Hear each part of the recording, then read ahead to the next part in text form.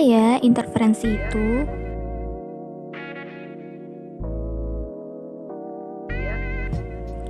Sebelumnya, ini adalah subbab-subbab yang akan membahas interferensi.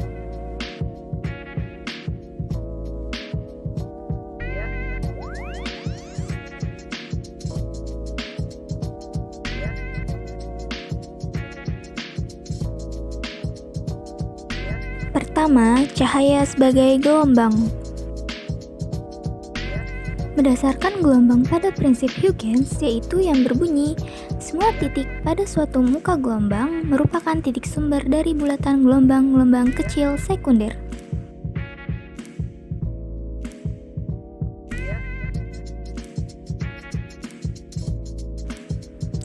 Selanjutnya ada hukum refraksi.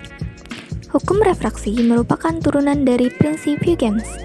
Kita dapat mendefinisikan indeks refraksi atau indeks bias N untuk setiap media, yaitu N sama dengan C per V. Secara khusus, untuk dua media tersebut didapat N1 sama dengan C1 per V1 dan N2 sama dengan C2 per V2. Bila digabungkan, sin theta 1 per sin theta 2 sama dengan C per N1 dibagi C per N2 sama dengan N1 per N2, atau hukum refraksi yaitu N1 dikali sin theta 1 sama dengan N2 dikali sin theta 2. Selanjutnya, panjang gelombang dan indeks refraksi yang bersifat semakin besar indeks refraksi suatu media, semakin pendek panjang gelombang di media tersebut, sehingga lambda N sama dengan lambda per N.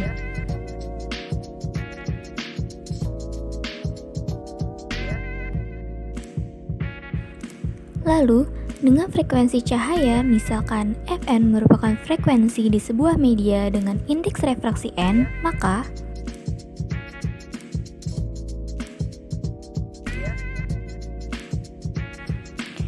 Fn sama dengan V per lambda N atau Fn sama dengan C per N dibagi lambda per N sama dengan C per lambda sama dengan F. Pelangi dan interferensi optik. Pelangi adalah salah satu contoh cahaya yang memiliki fase sama dan menghasilkan interferensi konstruktif. Apabila diamati dengan teliti, di bawah pelangi utama dapat terlihat lengkungan yang disebut supernumermaris.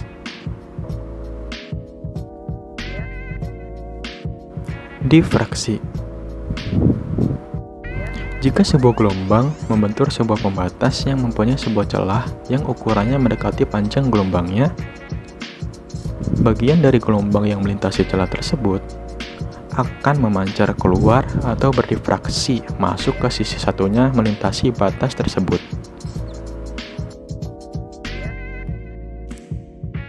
Percobaan interferensi Young.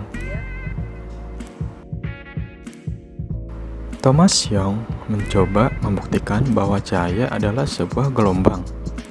Dia melakukannya dengan memperagakan bahwa cahaya mengalami interferensi. Demikian juga dengan gelombang air dan gelombang-gelombang yang lainnya. Di sini kita bisa melihat contoh gambar untuk interferensi gelombang cahaya. Untuk panjang gelombang tertentu, difraksinya akan lebih nyata dengan semakin kecilnya lebar celah. Pada ketika kasus tersebut, layar dan panjang dari celah memanjang masuk dan keluar halaman tegak lurus terhadapnya. Koherensi.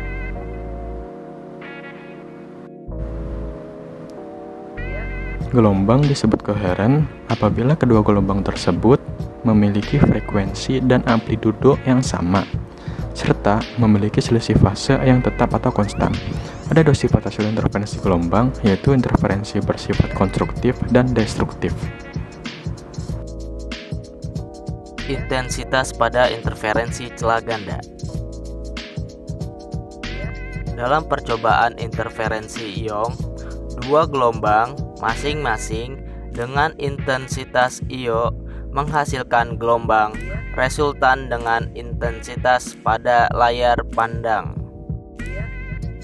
dengan rumus I sama dengan 4 IO cos 2 setengah V. di mana pi sama dengan 2 pi d per lambda sin theta.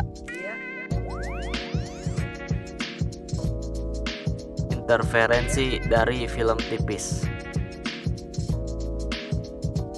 Ketika cahaya datang pada film tipis transparan, gelombang cahaya yang terpantul dari permukaan depan dan belakang akan berinterferensi.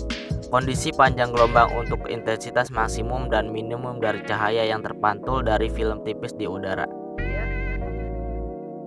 Dengan rumus 2L sama dengan buka kurung M ditambah 1/2 tutup kurung dikali lambda per N2 untuk M sama dengan 0, 1, 2, dan seterusnya. Maksimal dikurang film cerah di udara. 2L sama dengan M lambda per N2 untuk M sama dengan 0, 1, 2, dan seterusnya. Minimal dikurang film gelap di udara.